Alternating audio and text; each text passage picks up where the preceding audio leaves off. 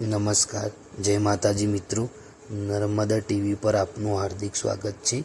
આજનો પહેલો વિડીયો છે મારી નવી યુટ્યુબ ચેનલનો. તો આપણે પહેલો જ વિડીયો ચેનલના નામ એટલે કે નર્મદા ઉપરથી બનાવીશું, જેનું નામ છે નર્મદા નદી ઉપરથી. તો આજનો આપણો વિડીયો છે મિત્રો નર્મદા નદીના ઇતિહાસ અને એની વિશેષતાઓ ઉપર. તો નર્મદા નદીના ઇતિહાસની વાત કરીએ દોસ્તો, તો નર્મદા નદી ભારતની પવિત્ર નદીઓમાંની એક છે. તેને જીવનદાયી નદી પણ કહેવામાં આવે છે. નર્મદા નદી મધ્યપ્રદેશના અમરકંટક પર્વત પરથી ઉદ્ભવે છે અને 25 દિશામાં વહેતી એકમાત્ર મોટી નદી છે. નર્મદા નદી ગુજરાત, મધ્યપ્રદેશ અને મહારાષ્ટ્રથી પસાર થાય છે અને અરબ સાગરમાં મળી જાય છે. ભારતના ધાર્મિક ગ્રંથો અનુસાર નર્મદા નદી ભગવાન શંકરની તપસ્યાથી ઉત્પન્ન થઈ હોવાનું મનાય છે.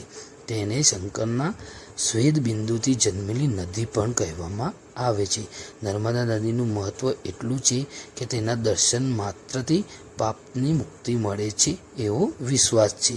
નર્મદા નદીની મિત્રો પરિક્રમા પણ કરવામાં આવે છે. તમને કદાચ ખ્યાલ જ હશે, તેની ટોટલ ડિસ્ટન્સ એટલે કે કિલોમીટર 3300 છે.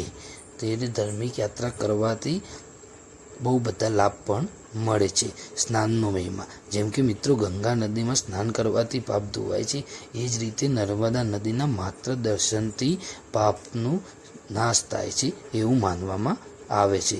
નર્મદા નદીના કિનારે રાઉન્ડ આકારના પથ્થરોમાંથી બનેલું એક બાણલિંગ કે નર્મદેશ્વર શિવલિંગ તરીકે પણ તેને ઓળખવામાં આવે છે. તે શિવલિંગ અત્યંત પવિત્ર માનવામાં આવે છે.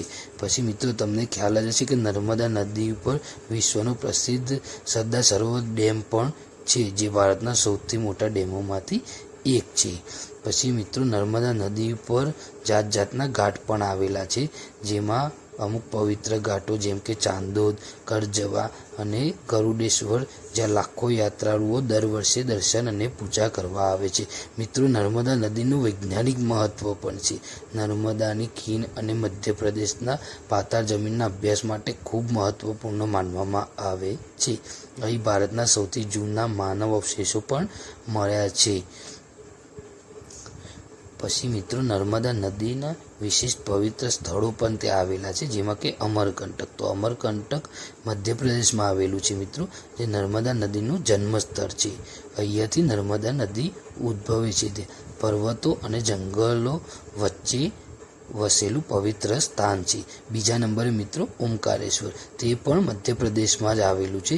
તે નર્મદા નદીના ટાપુ પર આવેલું ઓમ આકારનું દ્વીપ છે. એના પરથી તેનું નામ ઓમકારેશ્વર પડ્યું છે. અહીં 12 જ્યોતિર્લિંગોમાંનું એક શિવ મંદિર પણ આવેલું છે. ત્રીજા નંબર પર છે મિત્રો ચાંદોદ, જે આપણા ગુજરાતમાં ભરૂચ નજીક આવેલું નર્મદા નદીનું પવિત્ર તીર્થસ્થળ છે. અહીંયા પિંડદાન અને તર્પણ માટે હિન્દુઓ વિશેષ પાવન સ્થળ માને છે. ચોથા નંબરમાં મિત્રો કરજવા, જે ગુજરાતમાં જ આવેલું છે. નર્મદા કિનારે આવેલું સુંદર નગર પણ છે, જ્યાં શાંતિપૂર્ણ નદી દર્શન માટે લોકપ્રિય સ્થાન તરીકે તેને ઓળખવામાં આવે છે. પાંચમા નંબરે મિત્રો ગરુડેશ્વર, એ પણ ગુજરાતમાં જ આવેલું છે. પ્રસિદ્ધ હનુમાનજી મંદિર તથા રિવરફ્રન્ટ માટે તે જાણીતું છે. ત્યાં ભક્તિપૂર્ણ વાતાવરણ અને નર્મદાના શાંત પ્રવાહના સ્થાનનું સ્થળ છે. મિત્રો નર્મદા નદી સાથે જોડાયેલી અમુક લોકકથાઓ પણ છે, જેમાંની પહેલી લોકકથા શિવજી અને નર્મદા. તો કથા અનુસાર ભગવાન શિવે એક દિવસ તપસ્યા દરમિયાન એક આંસુ ટપકાવ્યું અને તેમાંથી નર્મદા નદી જન્મી, તેથી તેને શિવપુત્રી કહેવામાં આવે છે.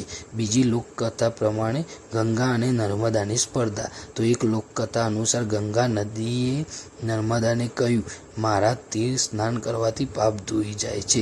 તો નર્મદાએ ઉત્તર આપ્યો કે મારા માત્ર દર્શનથી પાપનો નાશ થાય છે. તેથી નર્મદાનું મહત્વ વધુ માનવામાં આવે છે. ત્રીજું મિત્રો નર્મદાની પરિક્રમાની મહિમા. હિન્દુ ધર્મમાં માનવામાં આવે છે કે જો કોઈ વ્યક્તિ નર્મદા નદીની પૂરી પરિક્રમા કરે, એટલે કે એના કિનારે કિનારે પગપાળા ફરે, તો તેને જીવનમાંથી મુક્તિ પ્રાપ્ત થાય છે. અહીંયા આપણો વિડીયો પૂરો થાય.